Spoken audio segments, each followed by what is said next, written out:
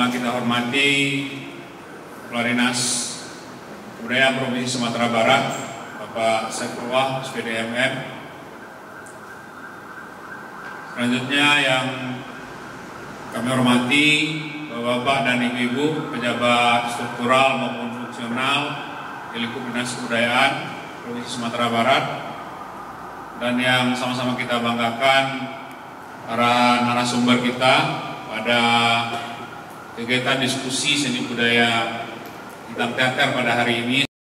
Kami menyampaikan laporan pelaksanaan kegiatan kita pada hari ini, di mana pada hari ini adalah diskusi keempat di tahun 2022. Khusus mengenai teater, sebelum kegiatan diskusi kita juga sudah melaksanakan kegiatan workshop pada bulan Maret kemarin. Dan lanjutannya nanti dari diskusi ini juga akan ada festival teater. Jadi kegiatan ini bertujuan agar ada imbal balik antara pemerintah sebagai fasilitator dengan para seniman kita. Mungkin itu beberapa hal yang dapat kami sampaikan tentang pelaksanaan kegiatan kita pada hari ini, Pak. Dan kami mohon kesediaan Bapak untuk dapat memberikan sambutan sekaligus membuka kegiatan diskusi pada hari ini. Terima kasih, mohon maaf atas segala kekurangan. Sudahi billahi taufiq wal hidayah. Assalamualaikum warahmatullahi wabarakatuh. Assalamualaikum warahmatullahi wabarakatuh. Waalaikumsalam. Alhamdulillah, kita bersyukur kepada Allah SWT pada pagi hari ini kita bisa berkumpul silaturahim mereka melaksanakan diskusi seni budaya dengan tema meninggi dramaturgi teater Sumatera Barat. Mudah-mudahan kita dalam keadaan sehat, kehadiran kita insya Allah bermanfaat dan juga insya Allah beribadah. Bahwa kita sudah melaksanakan workshop, ada 5 workshop, ya. Kemudian lanjutkan dengan diskusi. Mana yang dulu bisa, kalau lebih dulu diskusi mungkin bagus juga, ya, tidak apa-apa. Kemudian akan ada nanti apa istilahnya pagelaran. Nah, kalau masih ada hal-hal yang perlu kita beri masukan, tolong beri masukan kami dalam diskusi. Langkah-langkah itu sudah, kalau saya sudah mengapresiasi, ya. Ada workshop, ya, kemudian ada diskusinya, menambah wacana, mengayangkan, ya, mungkin juga sekaligus di sini ada kritik membangun, ya. Di Bapak narasumber, saya rasa bukan hanya sebagai memberikan pencerahan, ya, tapi sekaligus juga bisa memberi masukan atau kritik kepada dinas ini, Pak. Kemudian juga sekaligus kita ingin memberikan pencerahan kepada generasi muda, para pelaku, ya, bahwa mudah-mudahan dengan diskusi ini, ya, ada peningkatan, penambahan, ya, apa hal-hal yang perlu dilakukan oleh para pelaku seni teater. Pada peserta diskusi silakan berikan ide-ide cemerlangnya, ya, ide-ide kreatifnya untuk pengembangan kebudayaan kita, khususnya adalah seni. Sengaja kita hadirkan 3 orang narasumber. Yang pertama, yang paling tua ini setidaknya dia bolehlah dikatakan sebagai penyaksi dari era 80-an sampai sekarang, Bapak Armen Spasril.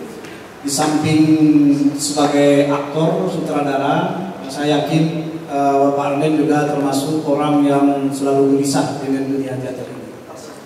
Kemudian Bapak Zalfedi Windra, kebetulan beliau sekarang kandidat doktor, kita doakan mudah-mudahan cepat jadi doktor.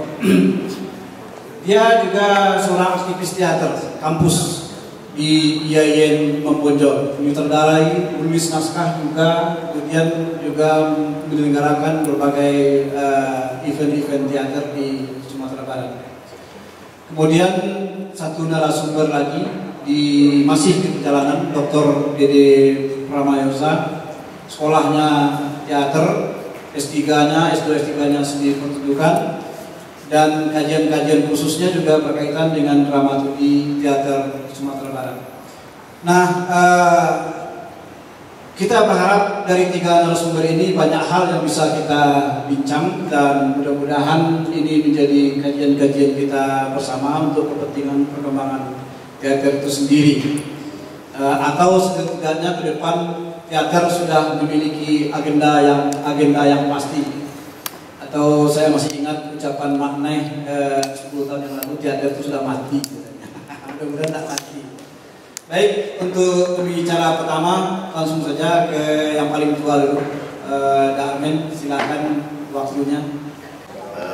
Pak Kadis, Pak Muhammadaya, kawan-kawan semuanya, serta adik-adik, kepada anak-anak penggiat teater Sumatera Barat. Sebenarnya saya ingin hanya membagi pengalaman dalam berkegiatan teater. Teater Sumatera Barat sebetulnya sudah ada agenda. Persoalannya bagaimana mengimplementasikan setiap agenda yang dia laksanakan. Nah, saya ingin bercerita tentang bagaimana saya berproses dalam dunia teater ketika masih muda.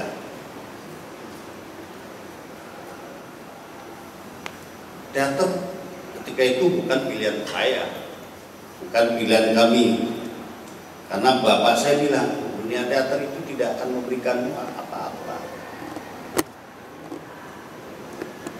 Kehidupan ekonomi selain hanya adalah untuk kebahagiaan batin. Ketika pertama kali saya memilih bergabung dengan Bumi Teater Pak Misran pada waktu itu, anak-anak muda masuk ke teater ya. Waktu itu gak ada pikiran mau jadi seniman, mau jadi, yang penting udah gabung. Saya ikut teater saja ketika diajak oleh teman. Ada teman seorang, saya pikir dia sampai sekarang aktor Sumatera Barat, namanya Asbun Budindan Azza. Dia sudah almarhum. Dia ngajak. Tapi sekolah dia semua tua, lalu dia ajak. Armen, kita ada Pak Misran. Pak Misran itu mau bikin grup teater, namanya Bumi Teater. Kamu ikut. Tapi dari SMA 2 ada 6 orang. Saya, Asbun, Edi Janu, sekarang masih hidup ya. Ada Indonesia saja ada. Gabung. Bertemu dengan teman-teman SMA lain, SMA 1, SMA gabung. Nah, ternyata saudara Asbun itu sebelumnya sudah berproses di SMP 2 dengan Pak Misran. Dia gabung. Apa yang mau saya katakan? Bahwa sebenarnya ketika itu tidak ada dalam pikiran kita teater ini penting-penting amat. Enggak lah, tidak penting. Yang penting begini, Pak Misran juga tidak mendoktrin bahwa teater mau jadi seniman. Enggak ada, saya tidak pernah didoktrin itu jadi seniman. Begitu kata beliau. Nah, lalu masuklah. Saya beruntung sekali ketemu dengan para seniman yang pada masanya memang sudah luar biasa. Ada Pak Misran, ada Bang Hamid Jabar, ada Bu Rauda Taib. Ya, para seniman itulah yang mengasuh kami ketika mulai berproses di umur usia muda. Saya kalau tidak salah 17 tahun itu. Padahal sebelumnya saya bukan di bidang seni. Saya justru di karate, saya justru bermain bola. Lalu apa sebenarnya yang mau kita dapatkan di dalam dunia teater ini?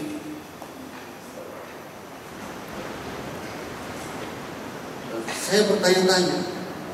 Pertama sih latihan teater agak malas-malas lah, ya kan? Gak ada fight-nya. Tetapi begitu latihan sudah disiplin, rutin setiap hari Minggu itu, jadi grup kami itu setiap hari Minggu pagi sampai sore itu latihan, tapi hanya hari Minggu. karena hari lain kan kita sekolah. Hari Minggu tuh rutin dari pagi jam 10, nanti tutup jam setengah 6 sore. Dibatasi oleh istirahat, sholat, lohor dan asar. Begitu terus menerus. Nah, lama-lama apa yang mulai saya rasakan? Saya menemukan sesuatu. Apa sesuatu ini? Menemukan apa? Menemukan yang disebut dengan apa itu jiwa berliterasi. Makanya ketika kita lihat para seniman sangat percaya, sangat pede dengan dirinya. Karena mereka memberikan pengaruh yang secara sadar atau tidak sadar itu memberikan aura yang sangat lain. Nah, inilah yang menjadi menarik pada tahun selanjutnya. Lalu apa lagi? Ketika itu saya banyak bertemu dengan teman-teman baru, dengan sahabat-sahabat baru dari lain sekolah, misalnya ada yang masih aktif sekarang saja. Saya lihat ada Bung Edi Utama misalnya, ya ternyata menjadi penggerak event kebudayaan di Sumatera Barat, harus kita akui. Kemudian ada Muhammad Ibrahim Ilyas, malah sekarang ada Boy K. Sulaiman. Beliau datang dari Jakarta, ada kebetulan saat ini Boy K. Sulaiman. Nah, itu teman-teman baru yang berbeda sekolah. Dari Bram memang satu sekolah dengan saya. Itu yang memberikan. Ada interaksi sosial baru, ada komunal baru yang kami bangun. Yang tadinya mulai di sekolah kemudian mengalir berada di sana. Tapi agak lucu juga ya. Jadi ada kredo Pak Misran yang menurut saya agak lucu ya. Buat apa kita nggak ada orang mati syahid karena berkesenian? Nggak ada mati syahid karena bagi saya ini semacam lontaran motivasi untuk kita ketika sudah memilih berkesenian ya habis-habisan. Ya, ketika mengerjakan kesenian harus melakukan dengan sepenuh hati. Itu mungkin yang bisa dibaca. Kemudian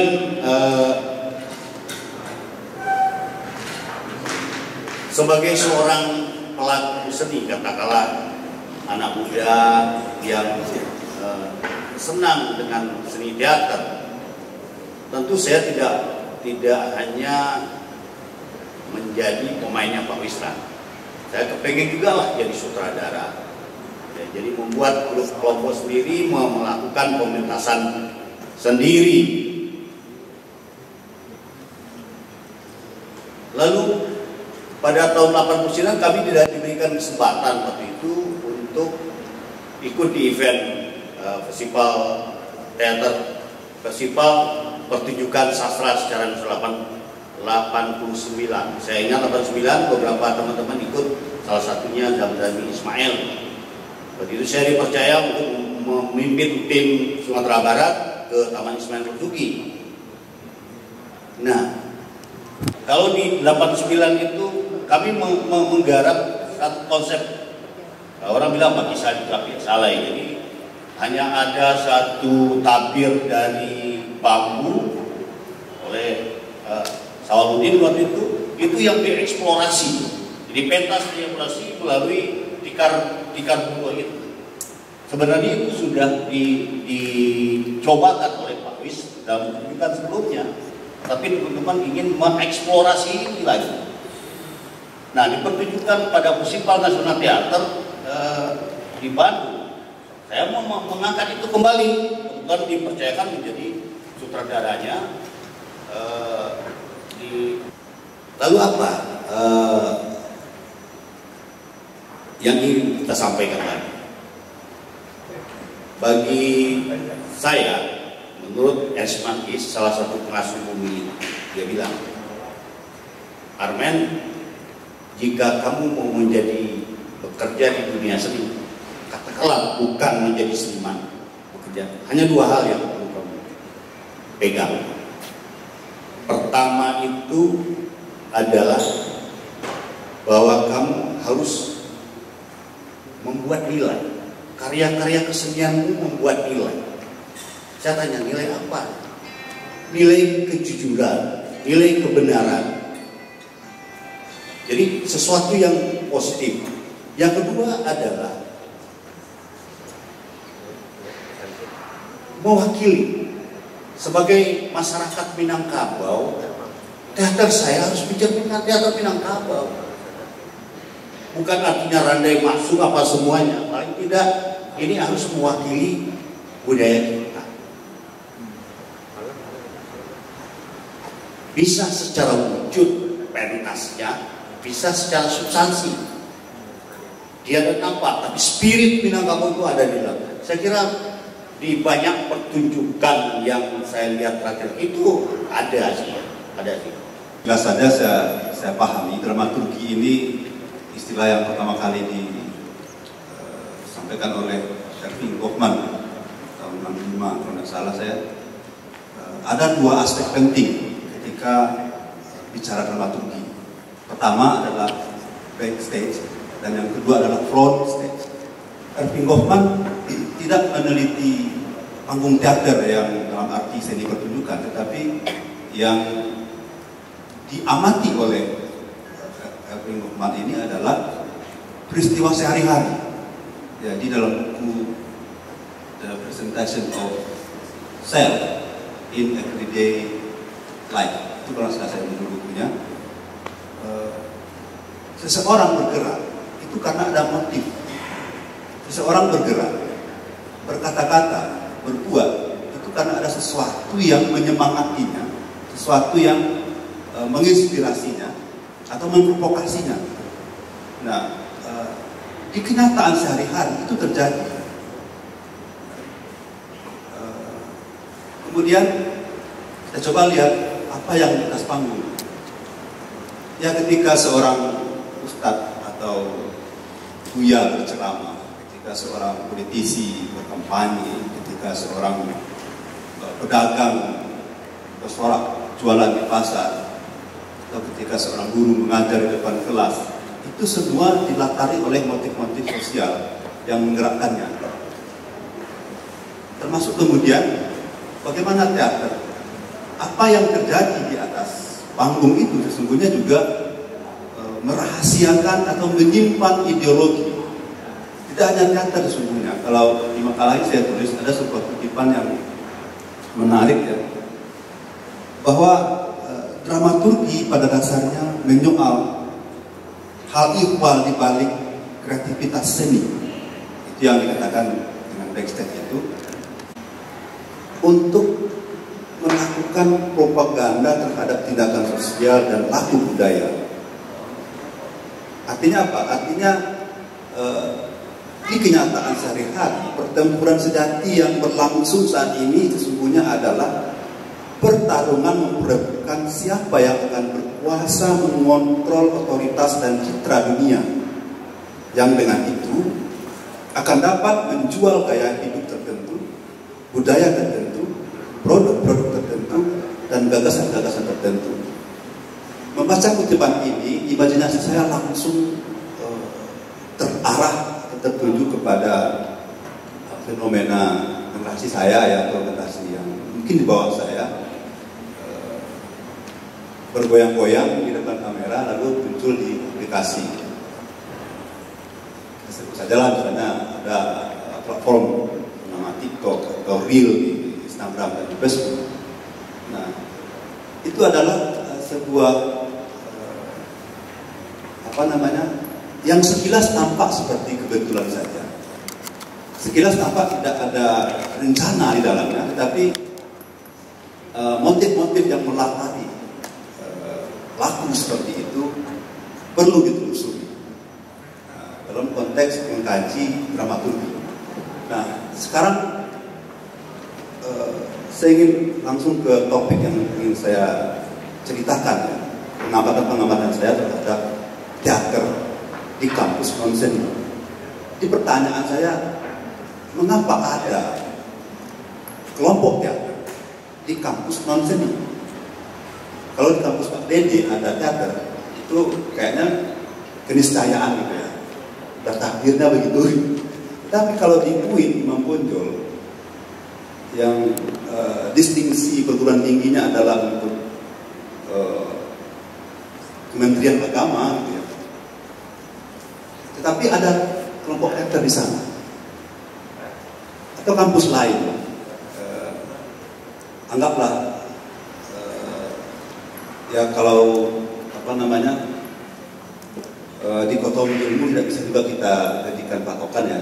Anggaplah UNAN juga bukan kampus seni misalnya, juga ada teater di sana, UNP juga, UPI juga. Di makalah saya tulis ada beberapa kelompok teater yang berasal dari perguruan tinggi yang non seni. Nah, yang menarik ada Syekh Burhanuddin di Pariaman juga punya grup teater namanya Teater Sewu, Teater Syekh Burhanuddin.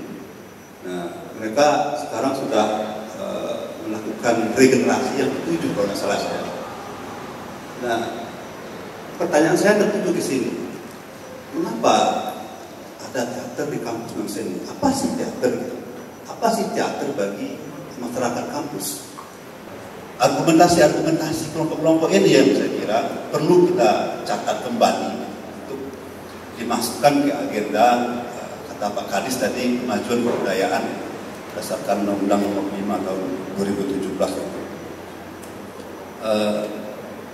Agenda-agenda yang bertujuan untuk menghimpun persoalan-persoalan mendasar dari seluruh kelompok-kelompok teater di Sumatera Barat, saya kira penting disegerakan pelaksanaannya karena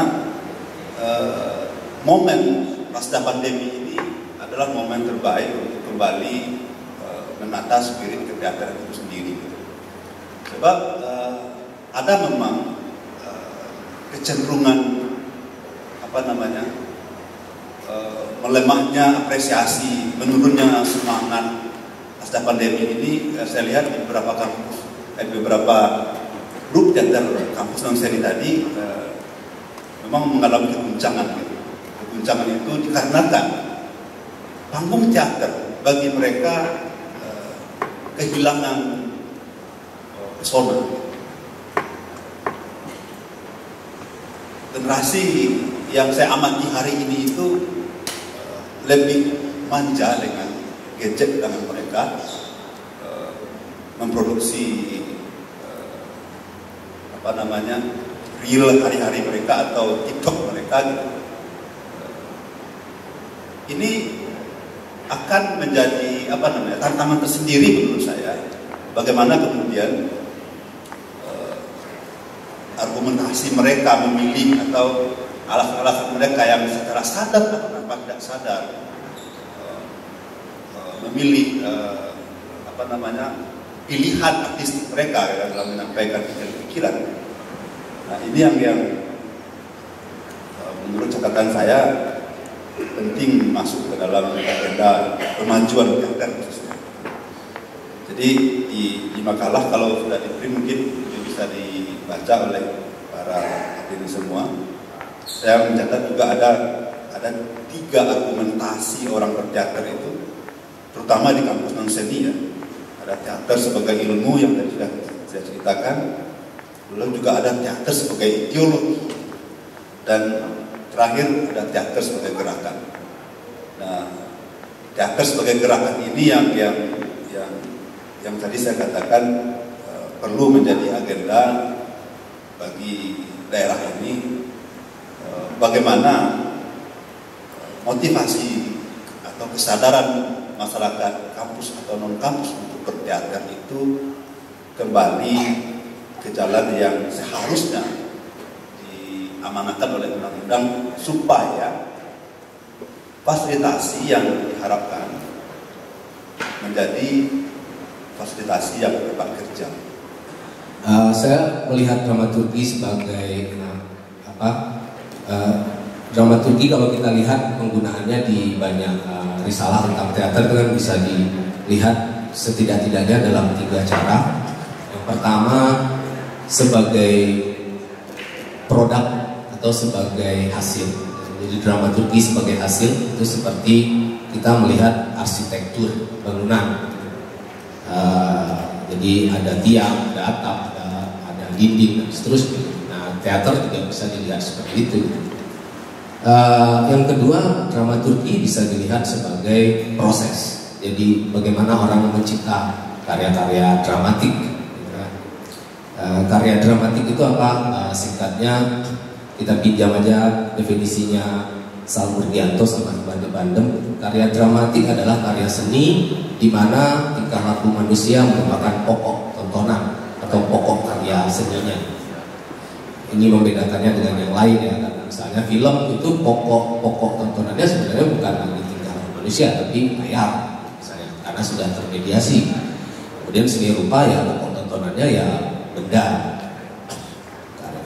warna, cahaya dan seterusnya. Nah, kalau karya dramatik, karya yang menjadikan tingkah laku manusia sebagai pokok tontonan atau pokok karya seni. Jadi dalam pengertian yang kedua, dramaturgi adalah proses mencipta karya dramatik.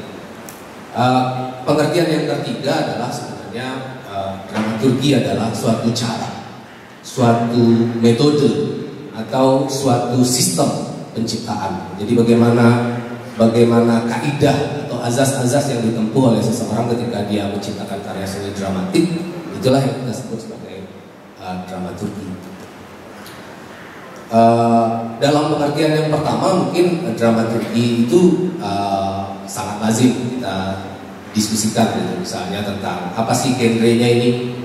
Oh, dia membuat kita menangis, ya mungkin tragedi gitu. Oh, dia membuat kita tertawa, terpingkal-pingkal, ya mungkin parodi atau komedi dan seterusnya. Nah, saya tidak akan membahas yang itu gitu. Saya juga tidak membahas yang kedua, tapi mencoba melihat dramaturgi dalam pengertiannya yang terakhir. Dramaturgi sebagai suatu metode, dramaturgi sebagai suatu cara mencipta karya seni dramatik.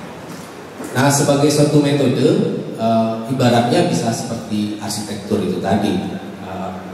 Kita pasti kalau mau menghasilkan sesuatu ada bahannya, kemudian ada peralatannya.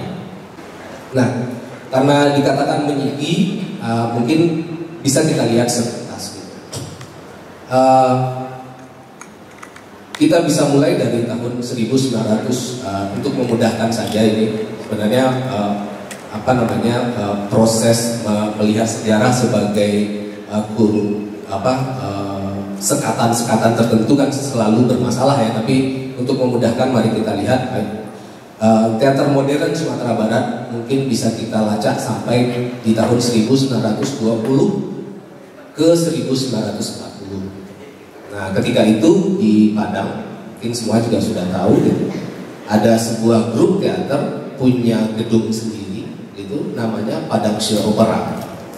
Padang Show Opera ini dipimpin oleh seorang yang kelak kemudian hari kita kenal sebagai Anjas Mara, Bapak Film Indonesia, itu salah satu Bapak Film Indonesia, kelahiran Arahan Panjang. Tapi waktu itu mungkin namanya masih Abisin Abbas, karena dia mengganti namanya menjadi Anjar Asmara ketika dia masuk dunia film. Nah, ketika dia masih di Padang Show Opera mungkin namanya masih Abisin Abbas. Nah, Abisin Abbas dengan Padang Show Opera itu peralatan yang mereka gunakan, bahan yang mereka gunakan di dalam dramaturgi mereka yang utama adalah karya-karya sastra populer yang waktu itu juga sedang booming, terutama juga ditulis oleh penulis-penulis dari Sumatera West sendiri atau Sumatera Barat sendiri waktu itu. Dan yang paling sukses konon dari pementasan mereka di Padang di sekitar tahun 1926an itu adalah Siti Nurbaya. Jadi Siti Nurbaya sebenarnya sudah pernah dialihwahanakan menjadi pertunjukan. Bahkan ketika pertama kali dia diterbitkan oleh Balai Pustaka sebagai sebuah novel oleh Padang Show Opera di bawah pimpinan Anjar Asmara atau Abisin Abbas. Nah, ini bahan mereka. Bahan mereka adalah karya sastra populer. Kenapa pilihannya itu? Nanti bisa kita diskusikan. Kenapa pilihannya itu? Karena memang belum banyak waktu itu yang memilih menulis drama. Ya. Kalaupun ada yang menulis drama, itu adalah drama yang tertutup sebenarnya, bukan drama untuk dipentaskan. Nah, itulah yang kita kenal misalnya sebagai drama-drama yang nasionalis, gitu ya.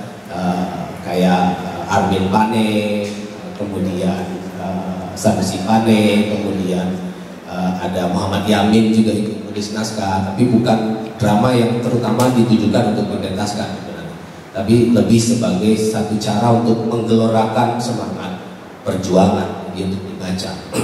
Nah, mungkin saya menduga salah satu sebab kenapa Padang Sio Opera lebih memilih mementaskan karya-karya sastra populer karena ketersediaan teks drama. Nah, peralatan mereka apa? Peralatan mereka untuk mementaskan itu waktu itu sebenarnya sudah modern sekali karena mereka punya gedung sendiri.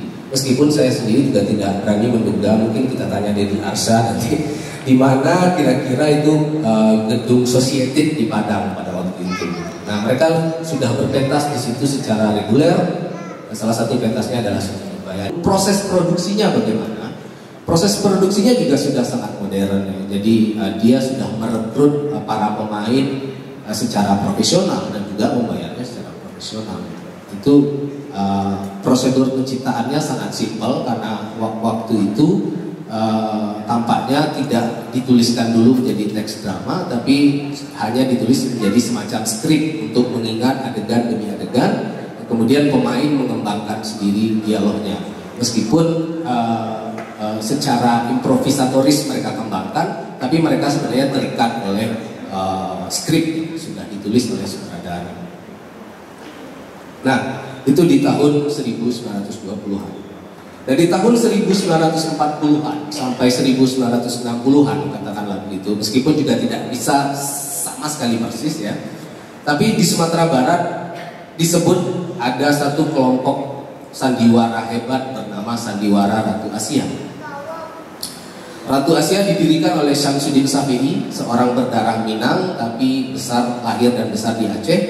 Pernah mendirikan grup sandiwara di Aceh, kemudian dibubarkan oleh pemerintah kolonial dan dia hijrah ke Bukit Tinggi pertama kali, lalu kemudian ketemu keloroknya di Padang Panjang, mendirikan sandiwara Ratu Asia di Padang Panjang sekitar 1942.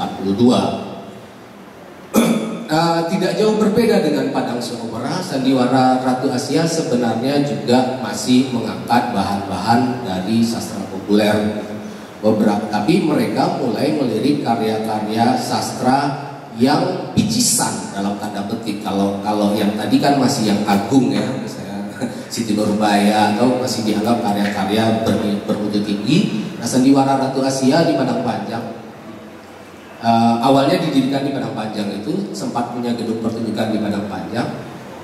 Itu mementaskan karya-karya seni sastra rendah.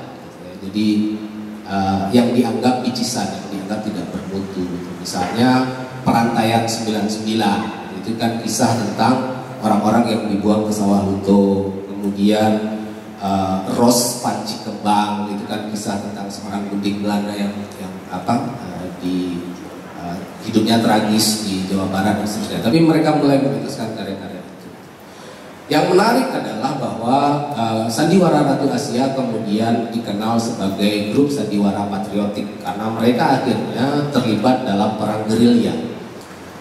Nah, kita bergeser cepat saja ke 60 sampai 80. Nah, di tahun 60-an sampai 80 ini kita melihat grup teater yang dalam pengertian masa kini boleh kita namakan teater-teater kontemporer. Dimulai dengan berdirinya Teater Kota Padang, kemudian disusul dengan Sanggar Drama Sumatera Barat oleh BHR Tanjung, dan kemudian tentu saja puncaknya adalah didirikannya Bumi Teater oleh Wisram Hadi di awal 1970-an. Nah, generasi ini bahan utamanya itu sudah berbeda sama sekali dengan dua generasi sebelumnya. Bahan dari generasi ini adalah apa yang kemudian sekarang lazim disebut orang sebagai dan dipandang sebagai salah satu generasi emas teater Indonesia. Ini adalah generasi yang menengok tradisi. Jadi berangkat dari kekayaan lokal, dari Kaba, dari seterusnya. Baik dari penciptaan lakonnya maupun dari gaya pementasan. Nah, yang menarik di masa itu saya kira tentu saja adalah bahwa sementara orang melihat bahwa teater Indonesia sedang kembali kepada teater timur yang lebih mengandalkan tubuh ketimbang kata-kata, Sumatera Barat justru sebaliknya gitu. Di masa itu justru menjadi teater yang penuh kata-kata, penuh retorika. Sementara di Jawa orang meninggalkan kata-kata, sehingga Umar Yunus melihat ini sebagai dua kubu besar teater waktu itu. Nah, itu sampai tahun 80-an. Nah, setelah tahun 80-an sampai 2000-an, ini adalah generasi yang oleh Pandu Birowo ditulis dalam tesisnya. Dia sebut sebagai generasi teater minim kata atau teater tanpa kata. Dari situ mungkin kita mengenali beberapa sutradara, antara lain ya mungkin Kak Lili, kemudian ada Pak Yusril, kemudian ada Bang Ardian Rajab juga mungkin di zaman itu ada banyak sampai tahun 2000-an. Tapi yang jelas ini adalah generasi yang mulai mengenal teater-teater eksperimental gitu ya. Mengenal teater-teater yang mencoba keluar dari konvensi-konvensi dramatik yang lazim dikenal gitu. Dan bahan-bahan mereka juga meskipun tidak persis berbeda jauh dengan apa yang diangkat oleh generasi 70-an sampai 60-an sampai 80-an, tapi juga tidak lagi persis sama karena ada yang berangkat dari ketiadaan sama sekali, tidak ada teks sama sekali, ada juga yang berangkat dari penggalan puisi, ada juga yang berangkat dari diskusi dan seterusnya. Nah, generasi setelah itu, generasi 2000-an sampai 2020 itu adalah jadi eksperimentasi yang banyak di tahun 2000-an. Nah, justru pada waktu itulah kemudian diskusi-diskusi tentang teori-teori tentang teater sebenarnya cukup marak gitu ya, terutama di awal-awal 2000-an gitu. Nah, kenapa saya batasi sampai tahun 2020? Karena saya kira ada momentum penting dari tahun 2020 itu, di mana saya melihat ada beberapa hal. Yang pertama adalah sebagaimana di tempat-tempat lain, teater Sumatera Barat juga menghadapi suatu situasi yang disebut pandemi, dan itu membuat pertunjukan teater adalah sesuatu yang sebenarnya kalau tidak harus dikatakan muskil ya sangat sulit untuk dilakukan. Nah, pada saat itu gitu, di mana-mana orang kemudian mencoba menjajaki apa yang beberapa tahun sebelum pandemi datang sudah digembar-gemborkan, yaitu terlibatnya media baru di dalam pertunjukan teater, sehingga melahirkan apa yang kemudian kita kenal sebagai dramaturgi media baru. Saya nggak tahu di Sumatera Barat apakah ada eksperimentasi, tapi yang jelas pandemi kemudian memaksa orang untuk dengan cepat atau segera memahami literasi baru, yaitu literasi media. Dimana tadi udah disinggung mungkin oleh Bimo juga gitu, bahwa dimana sekarang dunia benar-benar dalam genggaman setiap orang gitu. Jadi untuk membayangkan orang mau datang ke gedung pertunjukan itu akan semakin banyak godaannya yang harus dihadapi, karena mereka punya tontonan sendiri di tangan mereka. Nah, jadi tipikal para pelaku teaternya sebenarnya juga menurut saya berubah sebelum pandemi datang. Nah, ekosistem yang berubah itu atau moda perjalanan kelompok-kelompok teater yang bertukar gitu, tidak lagi kalau di tahun 80-an sampai 90-an itu kan masih cukup kuat yang namanya idealisme atas kelompok. Jadi kita bisa tahu ini aktor dari grup apa. Nah, di akhir-akhir 2010-an sampai 2020-an itu sebenarnya moda ini cukup bergerak, bergeser, tidak lagi seperti itu. Jadi aktor-aktor, sutradara itu bisa sangat bebas bergerak, berproduksi dengan siapa saja, berkolaborasi dengan siapa saja. Nah, dua hal ini itu kemudian menghadirkan satu PR besar saya kira untuk mencoba bersama-sama melihat gitu, kemungkinan dramaturgis atau cara mencipta karya pertunjukan teater di masa yang akan datang. Karena saya kira selain perubahan ekosistem itu ditandai oleh tidak lagi kultus pada individu dan grup gitu, tapi juga berubah karena kita tidak lagi punya banyak forum untuk bertemu antar pelaku teater di Sumatera Barat. Nah, hal-hal semacam itu kemudian menghadirkan pertanyaan, sebenarnya posisinya teater di Sumatera Barat hari ini itu secara dramaturgis gitu, bahan-bahan yang dia gunakan, kemudian cara bekerjanya seperti apa, itu sebenarnya patut kita diskusikan untuk melihat kemungkinannya, terutama pasca pandemi nanti.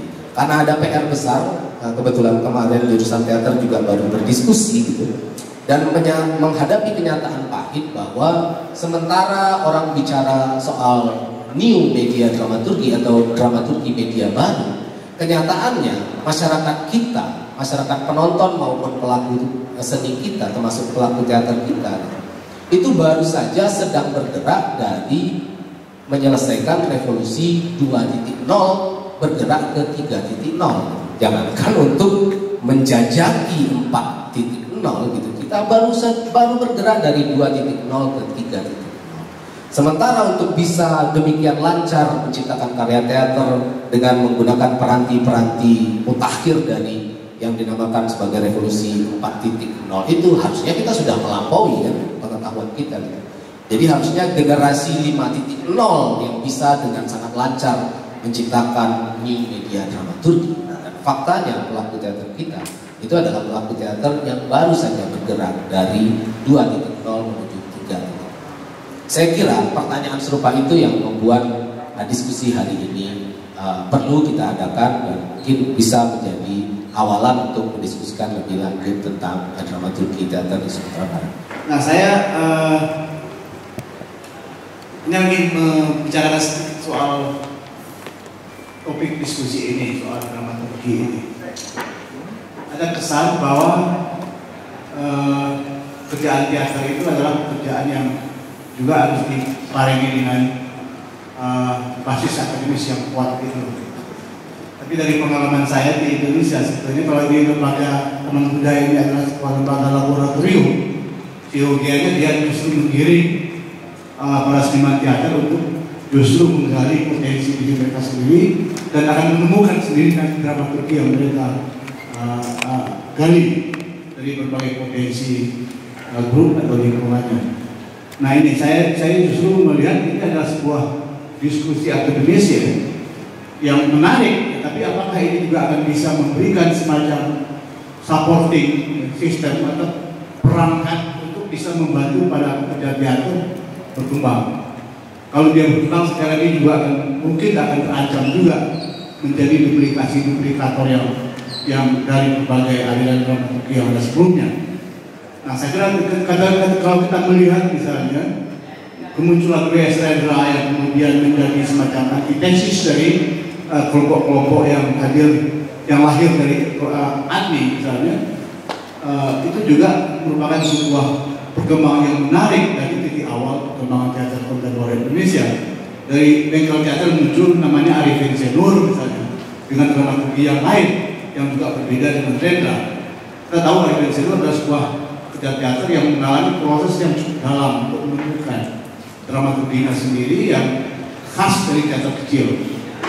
Itu juga muncul kemudian Putu Wijaya dengan sebuah konsep dramaturginya yang juga berbeda dengan Arifin misalnya, walaupun dia mungkin juga sama-sama pernah berkecimpung di teater, tapi juga dia menemukan. Nah saya kira saya tidak menganggap ini tidak penting ya, menjadi soal dramaturgi ini penting, tapi ini adalah persoalan akademis yang memang perlu dipetakan dengan cara lebih tajam sehingga kita bisa membaca perkembangan teater dari setiap daerah itu. Tapi kalau kita bicara tentang bagaimana mendorong sebuah kerja kesenian, kerja teater yang pastinya adalah kreativitas, saya kira justru bagaimana membuka laboratorium baru ya, mendorong munculnya kelompok teater yang bisa bekerja dan menawarkan dramaturgi yang mereka gali dari potensi yang mereka sendiri. Saya sedikit sama ya dengan persepsi sama dengan Bung tadi, Bung Utama. Ini sebenarnya persoalan bukan persoalan teman budaya menyingkir dramaturgi dan Sumatera Barat. Katakanlah ini persoalan di kampus. Yang jadi pertanyaan besar bagi saya adalah ketika kita bicara tentang menjinjing dramaturgi teater Sumatera Barat, justru yang kita singgung itu siapa? Siapa pelaku teater? Kelompok teater apa di Sumatera Barat? 10 tahun terakhir mana kelompok teater? Kan tidak ada yang baru, tidak ada yang muncul. Dan sekali lagi persoalan ini adalah persoalan bagaimana isi Panah Panjang tidak berkontribusi sama sekali tentang teater. Sejak tahun berapa isi Panah Panjang punya jurusan teater ini? Mana pelaku-pelaku teater sekarang yang berasal dari jurusan teater? Mana kelompok-kelompok teater yang berasal dari jurusan teater? Saya pikir tak ada. Karena orientasi mereka kepada berkesenian saat jadi mahasiswa berbeda dengan setelah mereka tamat di jurusan teater dan juga jurusan seni lainnya mencari musik. Ketika mereka menjadi mahasiswa memang semangatnya sangat menggebu-gebu. Setelah itu hilang. Jadi pemetaan yang paling penting bagi saya untuk mendorong teater Sumatera Barat adalah bagaimana merangkum kembali mereka-mereka yang pernah terlibat di dalam teater dan juga membuka ruang-ruang baru, ruang-ruang publik baru untuk mereka berkreasi. Banyak institusi-institusi seni di Sumatera Barat, juga sekolah-sekolah seni yang tidak memberikan apa-apa terhadap teater. Memang problem utama itu memang pada ekosistem. Tidak banyak instansi pemerintah atau mungkin kita berbincang tentang lingkar dalam dan lingkar luar dari budaya itu yang memang tidak bergerak secara beriringan dan secara bersama. Memang kita harus betul-betul menjaga atau berada dalam posisi masing-masing ya. Kalau misalnya memang berada dalam lingkar dalam, karena kalau mau bikin jalan tol memang harus ada lingkar dalam dan lingkar luar ya. Itu hari ini itu yang tidak jelas mana yang lingkar dalam, mana yang lingkar luar. Dan lingkar dalam mengerjakan pekerjaan lingkar luar, dan lingkar luar mengerjakan pekerjaan lingkar dalam. Dan itu terus-menerus berbenturan, berhanasiran dan akan semakin terus terlihat. Misalnya dalam 2 tahun terakhir atau 3 tahun terakhir cuma Taman Budaya menurut saya dalam ingatan saya yang mengadakan festival teater, tapi sampai sekarang impact atau efeknya belum kita terasa. Apakah itu salah budaya? Saya kira itu kita harus lihat dulu apa yang jadi problem dasar dari persoalan kita gitu. Apakah seperti yang saya bilang sebenarnya lingkar luar itu yang bermasalah, grup-grup tidak ada, tidak muncul, atau memang dari lingkar dalam tidak ada support sistem yang dibilang Bang Edi tadi cukup bagus gitu ya. Misalnya juga apakah pembincang ini tepat jadi diskusi gitu. Kenapa Taman Budaya tidak berpikir untuk misalnya mengadakan yang lebih serius gitu, yang FGD gitu, sehingga nanti program-program yang muncul itu bisa kita dedahkan kepada orang-orang yang kepentingan gitu. Nah ini menurut saya yang harus kita mulai, karena sejak kata ekosistem muncul di Undang-Undang Nomor 5 tahun 2017 itu kita memang belum menyelesaikan apa-apa gitu, sehingga kata Dede ketika pandemi akhirnya teater kita cuma melompat satu gitu. Itu benar menurut saya, karena kita sama sekali tidak hanya kehilangan panggung, tidak hanya kehilangan cerita, tidak hanya kehilangan dramaturgi, tapi kita kehilangan penonton. Jadi sesuatu itu memang menurut saya harus dikerjakan secara holistik, secara bermasalah. Nah menurut saya kalau mau lebih dalam menurut saya memang Taman Budaya kalau memang nggak konsen ke teater ini enggak sekali aja dengan ada FGD yang serius gitu, yang di situ ada akademisi, praktisi gitu, sehingga kita nanti bisa menemukan betul-betul apa yang belum ada di ekosistem kita. Karena saya pernah sedikit pengalaman mendapat field trip untuk menyaksikan apa yang disampaikan oleh Bimo itu berkaitan dengan teater sebagai gerakan, teater sebagai sebuah penyadaran misalnya. Ada satu grup teater namanya PETA, itu di Filipina, di bagian selatan. Dia melakukan penyadaran masyarakat datang ke desa-desa. Lalu dia lakukan riset 15 sampai 1 bulan. Kemudian mereka bersama masyarakat melakukan pertunjukan. Ini juga satu pola, satu dramaturgi untuk menyampaikan pesan dan misi. Nah mungkin tadi juga dinyampaikan dengan media baru silakan saja. Tetapi tentu saja ada yang tidak sana tidak sana keinginan mereka. Tadi Metron menyampaikan, kenapa tidak undang penonton ke gedung lagi? Ya, apa persoalan? Kenapa orang tidak datang ke gedung? Apakah cukup nonton film di gate kita atau di HP kita saja? Ini kan jadi pertanyaan-pertanyaan besar.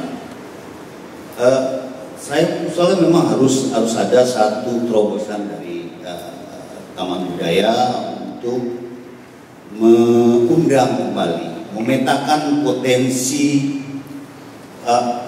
penggerak teater kita. Banyak saya kira yang muda-muda. Mana yang bisa soal isi tidak melahirkan pekerja teater, betul nih. Saya kira saya temu Dede aja, yang lain nggak ketemu di lapangan. Kawan-kawan, ini memang satu catatan penting. Tadinya saya mau tulis juga di saya nggak enak juga, biar aja lama naik, biar gitu. Nah, ini yang menjadi penting. Ketika kita bicara dramaturgi, ya kita mulai aja. Misalnya katakanlah sekarang yang paling banyak mementas ke Akma ini mau arah kemana? Ya, ini yang mungkin didorong oleh bapak-bapak di sini lah, Taman Budaya atau lingkungan kita atau teman-teman lain. Edi mungkin mendorong untuk misalnya teater film yang masuk ke poin 5 itulah. Tapi ada teman-teman saya memilih akar tradisi, saya mau ke tradisi. Nah, peta-peta ini sebenarnya ada juga tanggung jawab Metron ini selaku bukan pamong, tapi beliau adalah pengampu grup teater di seluruh Indonesia ini. Saya kira ada.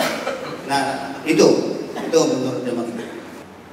Kecenderungan pelaku teater yang lebih muda itu, mereka bergerak ke arah apa yang lazim disebut sebagai dramaturgi produksi. Jadi kesetiaannya pada produksi, bukan pada grup, apalagi kepada seseorang. Nah, saya sempat punya keyakinan karena sempat punya penelitian tentang itu, bahwa salah satu peranti yang cukup produktif mendorong lahirnya grup-grup teater di Sumatera Barat itu adalah festival. Tetapi pertanyaannya justru, apakah dengan ketersediaan dan perubahan dramaturgi yang sekarang ini ada, festival masih bisa efektif untuk mendorong tumbuhnya teater ketika yang kita undang adalah grup, sementara kecenderungan dramaturginya bukan lagi dramaturgi institusional.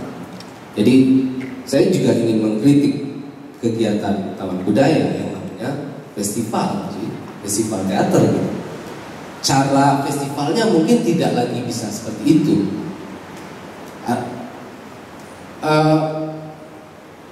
Memungkinkan untuk membuka festival dengan corak yang baru gitu loh Mas. Yang lebih cocok dengan kondisi kekinian dari para, dan kecenderungan sebenarnya itu, dan karakter atau watak dari generasi teater yang lebih muda. Karena mereka tidak lagi bergrup sendiri-sendiri di mana-mana, tapi itu siap bekerja sama gitu, siap bekerja sama untuk membangun kolektivitas dalam satu produksi. Setelah itu bubar lagi, nggak masalah gitu, mereka siap dengan produksi yang lain gitu. Nah, kalau bicara ekosistem, ini juga masalah yang cukup serius gitu, karena naskah lakon atau teks teater yang baru juga sebenarnya tidak banyak sebagai sebuah pilihan. Jadi mungkin festivalnya itu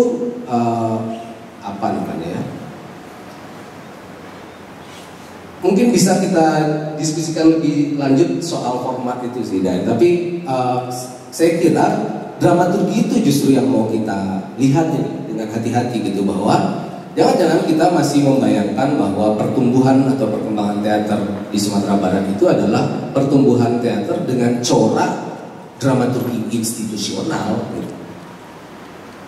Sementara kenyataan watak generasinya yang lebih muda bukan lagi mereka yang bekerja dengan dramaturgi institusional, tapi dramaturgi produksi, dramaturgi pada karya. Atau jangan-jangan sudah yang ketiga, gitu ya. Apa yang disebut oleh seorang ahli sebagai dramaturgi ketiga, gitu. Dramaturgi yang sebenarnya tidak institusional, tapi juga tidak produksi, gitu. Ya, kita nggak tahu, gitu kan. Nah, atau menyigi itu sih yang saya kira memang tidak bisa kita selesaikan dalam. Kayak saya bilang tadi, ini bisa jadi permulaan yang baik. Dan saya sepakat maknanya nggak apa-apa, teriakkan aja terus maknanya. Saya akan ikut sama maknanya sebagai orang yang mencerca program studi seni teater isi Padang Panjang untuk bertanggung jawab. Karena memang betul seperti Damen juga bilang gitu ya. Semakin hari saya sebenarnya kalau di forum-forum kayak gini lupa kalau saya orang isi dan gitu ya. Karena ya ngapain merasa isi di sini, penting merasa orang pandang aja gitu, atau merasa teman-teman seniman aja gitu ya. Karena memang semakin jarang teman-teman dari program studi seni teater terlibat dengan pembicaraan-pembicaraan seperti ini kan.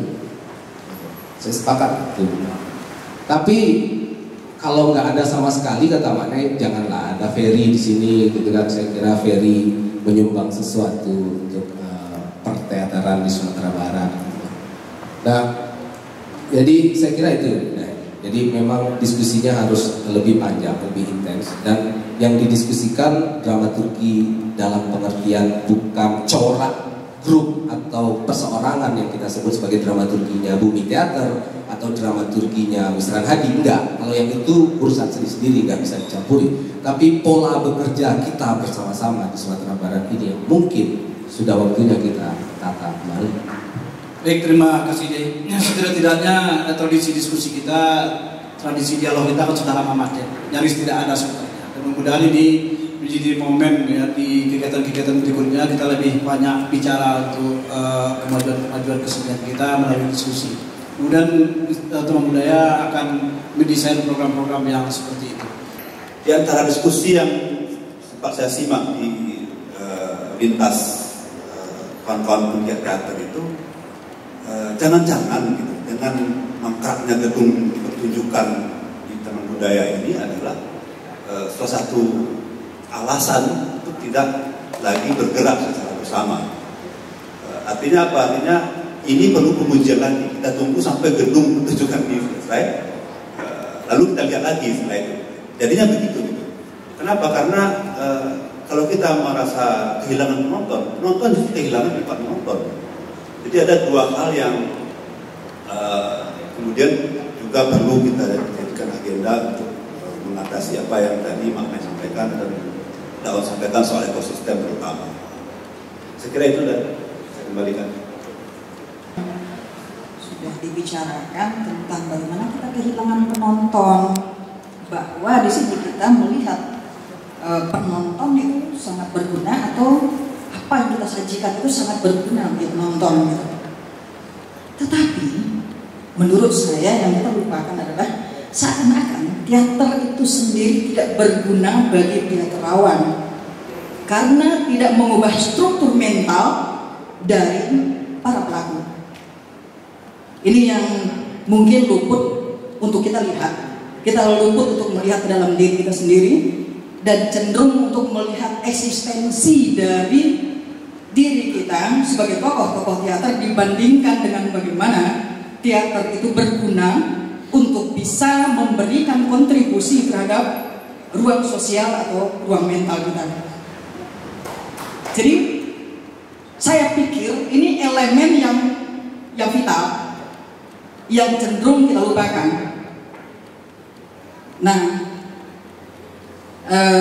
sehingga kita hanya bicara tentang bagaimana jarangnya pementasan, kita kehilangan panggung, kita kehilangan penonton, dan kita tidak menyadari bahwa kita kehilangan diri kita sendiri. Ini persoalan yang vital, saya pikir, dan penting juga untuk dibicarakan.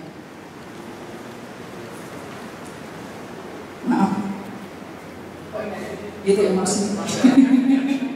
Sorry bang. Itu yang menjadi persoalan bagi saya sejak saya pernah berada di dalam kelompok-kelompok teater di Sumatera Barat atau di Padang lah khususnya. Teater kita tidak mendidik kita untuk menjadi manusia, hanya untuk mengeksistensikan diri kita sebagai orang-orang atau tokoh-tokoh yang bisa muncul namanya di dalam panggung-panggung teater, tapi tidak menjadikan kita punya kearifan dan mengubah struktur mental kita. Sementara menurut saya teater itu gunanya untuk itu, untuk menjadikan kita manusia yang mentalitasnya lebih baik daripada sebelum mengenal teater. Ini persoalan kita. Masyarakat teater di kampus Monseni selalu menaruh harapan bahwa teater bagi mereka adalah pendekatan, teater bagi mereka adalah metode, teater bagi mereka bahkan ideologi seperti yang Budi tadi sampaikan. Mereka belajar soal bagaimana berlaku, berkata-kata, bagaimana memperindah kehidupan ini di keluarga masing-masing, di diri masing-masing, itu menggunakan pendekatan keteateran gitu. Panggung teater bagi mereka adalah labor keilmuan, dan ini saya kira sepanjang kampus itu ada, teater akan tetap ada sebagai pendekatan gitu. Beda halnya dengan teater sebagai produksi karya dramatik yang kita bicarakan kehilangan penonton itu. Artinya bangunan optimisme kita saya kira juga tidak perlu terlalu terganggu oleh ancaman ekosistem yang menurun atau ancaman pandemi segala macam. Karena ada yang masyarakat teater sendiri, ada yang memandang teater sebagai laboratorium keilmuan mereka. Baik, kita tutup diskusi kita hari ini dengan tepuk tangan untuk ketiga narasumber. Terima kasih. Saya sebagai moderator mohon maaf kalau ada kata-kata yang tidak pada tempatnya. Selanjutnya kembali kita akan menutup kegiatan ini, kita kembalikan kepada MC. Sekali lagi terima kasih. Mohon maaf kepada Bapak Ibu yang tidak bisa mendapatkan kesempatan karena adik kami yang muda-muda ya.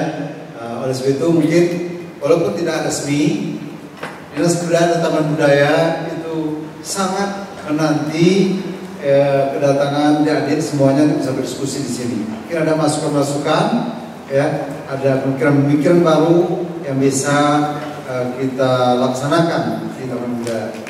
Sekali lagi juga mudah-mudahan tidak menghambat kemajuan kita dengan adanya persoalan gedung kita ini. Mari kita tetap bersemangat, tetap optimis, insya Allah kebudayaan kita akan tetap